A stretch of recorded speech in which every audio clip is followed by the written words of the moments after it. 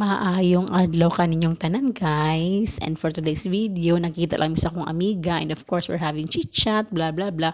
And then dili jud na mawala ang kaon, diba? So mao na mo madali-dalig order kay dali naman kayo siya ma-serve. So it's a lechon manok with a fried rice, and honestly kung i-compare na ko ang lechon manok kaysa Pilipinas, lamig gid ang Pilipinas, wala joy makalupig. So mo na siya din ha, mag-continue lamig kaon. Ginaka-decide na lang sad mi nga after mi mga on mangumpra na lang sad mi sa mga kinahanglanong paliton para dili masayang ang among taxi. So mga on sa mi, and mo na sa din ha, uli na ko wala ko nag video para madali maguli. Imagine bugat kina akong gipang malit as in bugat jud siya. Ginang akong amiga kay ako sa siyang gidrop sa iyang area kay duol raman siya didto, so ako na ni continue na pauli sa mua. Imagine unsa na siya akong gipamalit, so may gani kay na taxi na elevator sa pwede rang guroyon. Mao na sa tanang OFW, saludo jud ko sa inyong tanan sa inyong mga bit portion. So sa tanan ana naka-experience jud ko unsa na siya dinha.